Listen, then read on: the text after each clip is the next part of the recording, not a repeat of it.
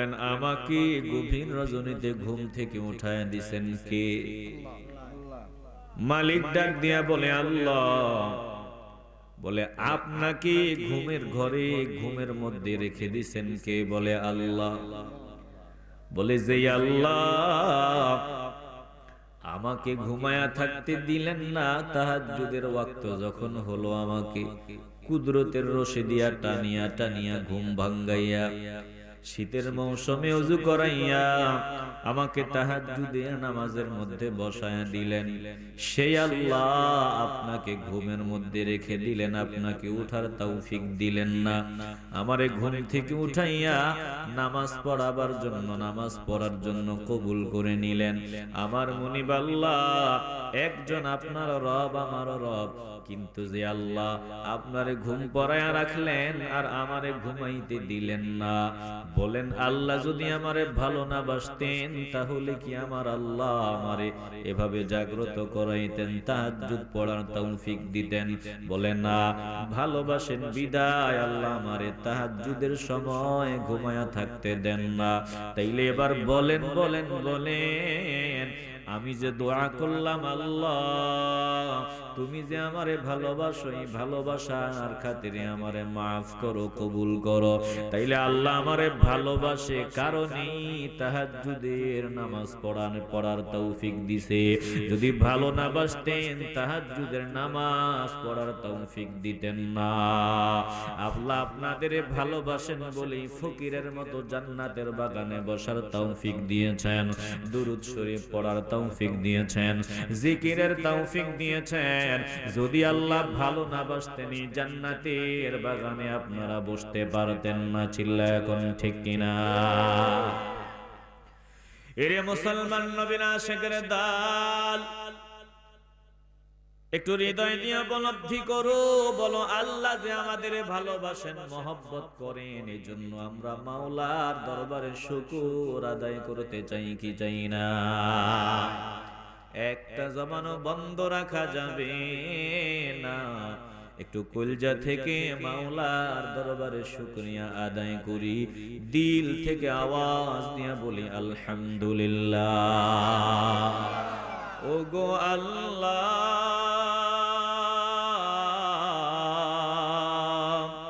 কি দিয়ে শুকর করব তোমার,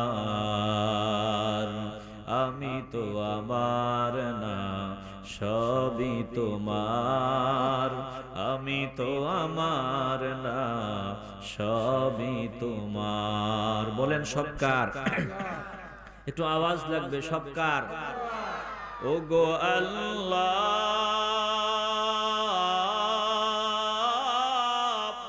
কি দিয়ে শুকর করব তোমার, আমি তো আমার না সবই তোমার, আমি তো আমার না সবই তোমার। আমার আমার বলে ভবেতে ঘুরে, আমার নাহি ভাবে কানা করি। আমার আমার বলে ভবেতে ঘুরে, আমার নাহি ভাবে কানা করি। খালি হাতে যেতে হবে মাটির ভিতর,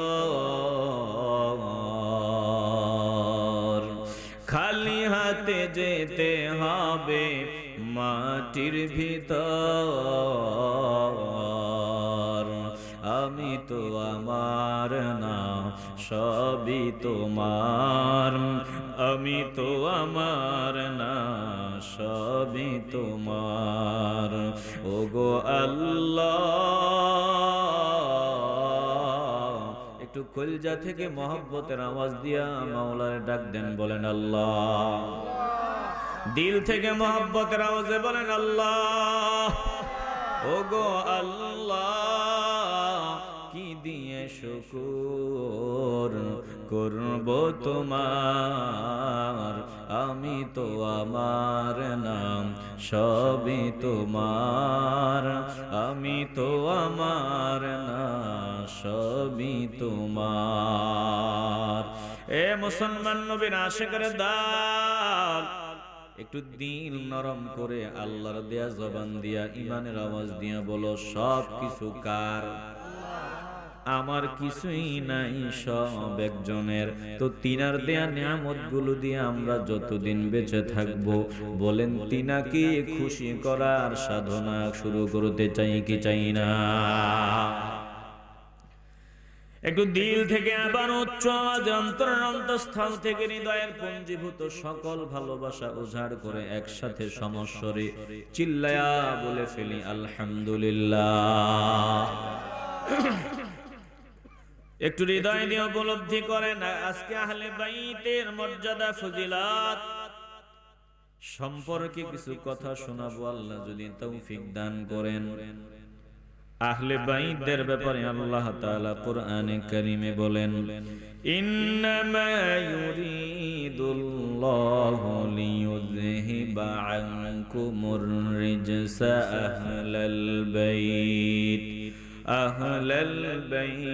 ওয়া ইউতাহহিরাকুম তাতহীরা।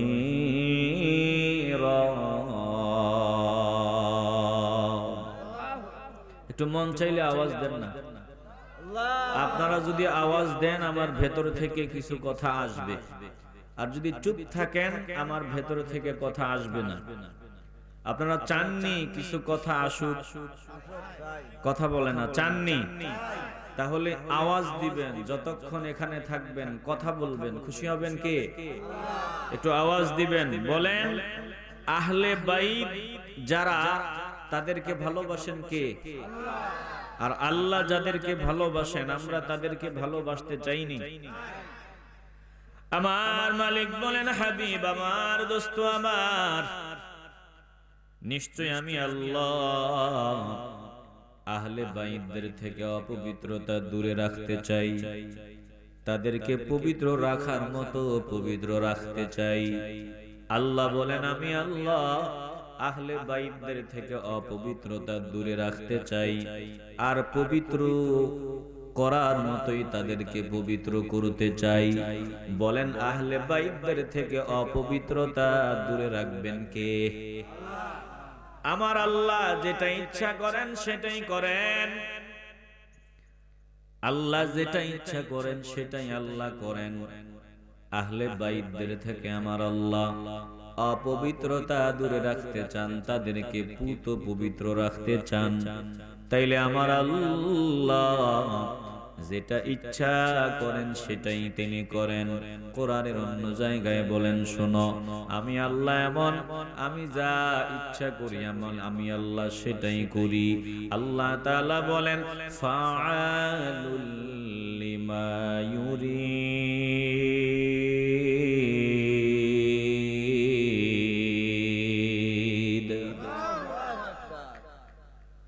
আমার মুনিব আল্লাহ যা চান তা করেন। আহলে বাইতদের থেকে অপবিত্রতা দূরে রাখতে চান কে? তাহলে আল্লাহ যেটা চান সেটাই আল্লাহ করেন। আহলে বাইতদের থেকে আল্লাহ তাআলা অপবিত্রতা দূরে রেখেছেন, তিনাদেরকে পুত পবিত্র করেছেন, পবিত্র করেছেন। তিনারা পবিত্র ছিলেন, গুনাহের ময়লা তিনাদের কলবে আল্লাহ লাগান নাই। চিল্লায় এখন ঠিক কিনা? দুনিয়ার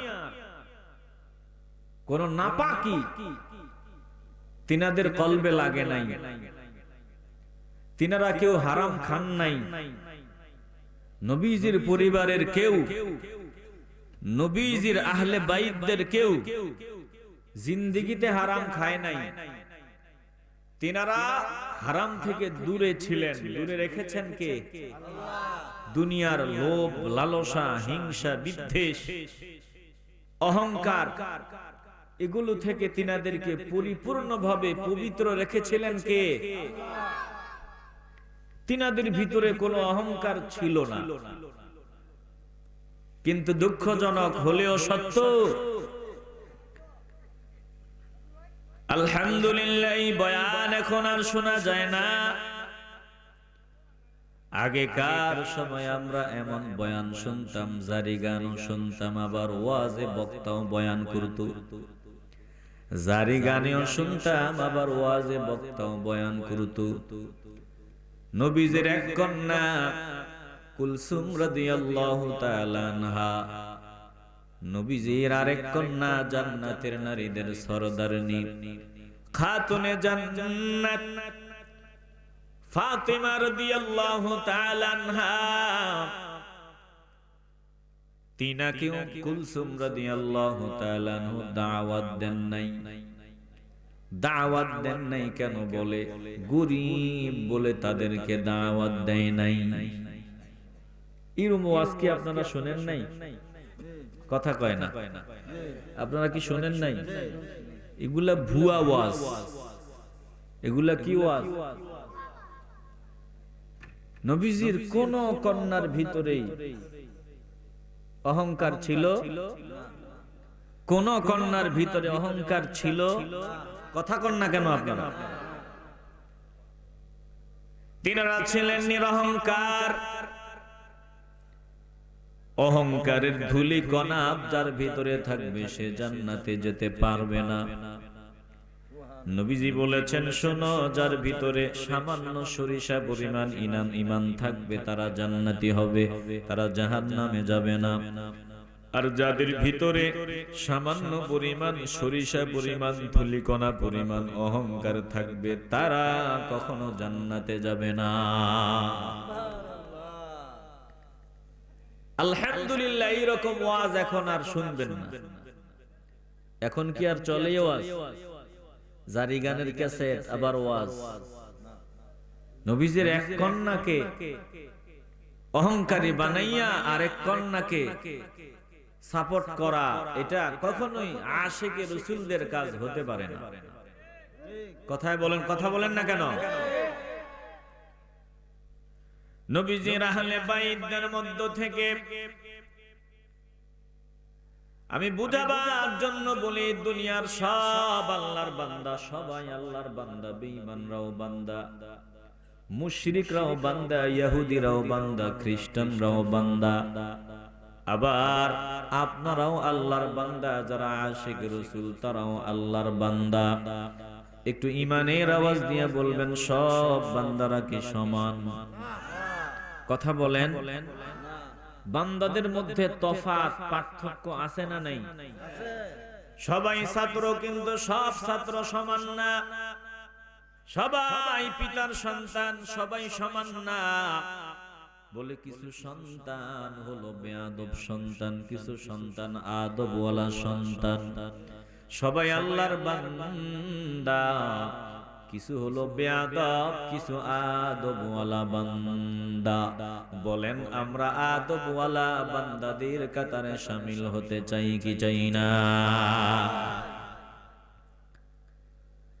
সবাই সমান না, মর্যাদার দিক থেকেও সবাই সমান না, আবার ফার্স্ট হওয়ার দিক থেকেও সবাই সমান না। যেমন ফার্স্ট যে গোল্ডেন প্লাস পেয়েছে সেও ফার্স্ট, যে এ গ্রেড পেয়েছে সেও ফার্স্ট, আবার যে এ মাইনাস পেয়েছে সেও ফার্স্ট, আবার যে এ পেয়েছে সেও ফার্স্ট, আবার যে বি পেয়েছে সেও ফার্স্ট, সি যে পেয়েছে, সি যে পেয়েছে সেও ফার্স্ট। বলেন, এ ফার্স্ট হওয়ার ভিতরেও পার্থক্য আছে না নাই? এটা আমাদেরকে স্বীকার করতেই হবে। নবীজির কাছে মহব্বতের দিক থেকে আলী, ফাতেমা, হাসান, হুসাইন তিনারা একেবারে অগ্রগামী, সবার থেকে বেশি মহব্বত পানেওয়ালা। কথা বলেন না কেন? তিনাদেরকে মহব্বত করতেন রাহমাতুল লিল। তো তিনাদের সাথে যারা দুশমনি রাখবে, তিনাদেরকে যারা কষ্ট দিবে, বুঝতে হবে তাদের ভিতরে আল্লাহর নবীর মহব্বতের ঘাটতি আছে। আসতে বলবেন না। কেউ যদি হুসাইন রাদিয়াল্লাহু তাআলা আনহুর বিরোধিতা করে, ইয়াজিদের দালালি করে, তাহলে বুঝতে হবে তার ঈমানে ভেজাল আছে। একটু আওয়াজ লাগবে। ইয়াজিদের দালালি করতে গিয়া যারা আমার হুসাইন রাদিয়াল্লাহু তাআলা আনহুকে দুনিয়ার ক্ষমতা লোভী বানাতে চায়, প্রমাণ করতে চায়, বলেন তাদের সাথে আমাদের কোনো সম্পর্ক থাকতে পারে? আওয়াজ দিয়ে বলবেন পারে? আসেনি একদল? কথা কয় না, আসেনি? একদল আছে ইয়াজিদের দালালি করে, আরেক দল হুসাইন রাদিয়াল্লাহু তাআলা আনহুকে ভালোবাসার দাবি করতে গিয়া বড় বড় সাহাবায়ে কেরামদেরকে গালিগালাজ করে। এই দুই দলের ভিতরেই ভেজাল, বাতিল। কথা কয় না? যারা হুসাইন রাদিয়াল্লাহু তাআলা আনহুকে ভালোবাসার দাবি করে, বড় বড় সাহাবাদেরকে গালি দেয়, তারাও বাতিল। আবার যারা হুসাইন রাদিয়াল্লাহু তাআলা আনহুকে কাঠ গড়ায়, দাঁড় করায়, দুনিয়ার লোভী বানাইতে চায়, ইয়াজিদের দালালি করে, তারাও বাতিল। তারা যেমন বাতিল, হুসাইন রাদিয়াল্লাহু তাআলা আনহুকে ভালোবাসার দাবি করে সাহাবাদের গালি দেয়, তারাও বাতিল। কথা কন না কেন? একটু হৃদয় দিয়ে উপলব্ধি করে নেন। এরে মুসলমান নবীর আশিকের দল, কলজাটা দিয়া কথাগুলো শোনার জন্য তৈরি হয়ে যাও। আলহামদুলিল্লাহ, আমরা আহলে সুন্নাত ওয়াল জামাতের আকীদায় আছি। আমরা বাড়াবাড়িতেও নাই, ছাড়া ছাড়িতেও নাই। আমরা হুসাইন রাদিয়াল্লাহু তাআলা আনহুকে ভালোবাসি, ইয়াজিদের বিরোধিতা করি। আর ইয়াজিদের বিরোধিতা করতে গিয়া আমরা বড় বড় সাহাবাদের গালি দেই না। চিল্লায় এখন ঠিক কিনা? এখন আপনার নাম কি? জবেদ আলী।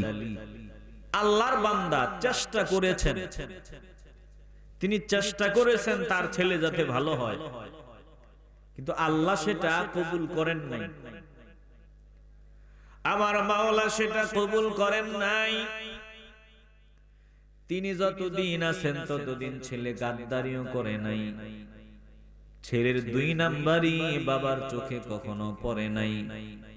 ছেলে যদিও ধূমপান করে, মাদকাসক্ত, বাবা কখনো এটা দেখে নাই, কারো কাছ থেকে কমপ্লেইনও পায় নাই, বরং সবাই বলেছে ভালো। এখন তিনি দুনিয়া থেকে বিদায় হওয়ার পর অনেকের পরামর্শক্রমে তিনি তিনার আসনে তিনার ছেলেকে বসায় দিলেন। অনেকের সাহাবাদের অনেকের পরামর্শক্রমে চিন্তা করলেন যাতে ভবিষ্যতে ঝামেলা না হয়, দ্বন্দ্ব না হয়, ঝামেলা না হয়, মারামারি না হয়, কাটাকাটি না হয়। এজন্য তিনি অনেক সাহাবাদের পরামর্শ নিয়ে, বুঝাবার জন্য বলতেছি, এজন্য ধরেন তিনি অনেক বিশিষ্ট ব্যক্তিদের পরামর্শ নিয়ে তিনার একটা সম্মানের আসনে আসনে তিনার ছেলেকে বসায় দিয়েছেন। ছেলের দুর্নীতি তিনার চোখে পড়ে নাই, ছেলের দুই নাম্বারে তিনার চোখে পড়ে নাই। এখন তিনি দুনিয়া থেকে বিদায় হওয়ার পর যদি তিনার ছেলে দুই নাম্বারে করে, দুনিয়া থেকে বিদায় হওয়ার পর যদি তিনার ছেলে মদ খায়, যদি দুনিয়া থেকে বিদায় হওয়ার পর সে পথভ্রষ্ট হয়ে যায়, তিনার জীবদ্দশায় পথভ্রষ্ট ছিল না, বিদায় হওয়ার পর যদি ছেলে পথভ্রষ্ট হয়, বাবার চেষ্টায় কোনো ত্রুটি ছিল না, এর জন্য বাবারে গালি দেওয়া মূর্খতা, বোকামি ছাড়া আর কিছুই না। জোরে কোন ঠিক কিনা? এরে মুসলমান নবীর আশিকের দল, আমরা বাড়াবাড়িতেও নাই, ছাড়া ছাড়িতেও নাই। আল্লাহ তাআলা বলেন, ওয়াকসিদ ফি মাশয়িকা ওয়াগদুদ মিন সাওতিক ইন্না আনকারাল আসওয়াতি লাসাওতুল হামির।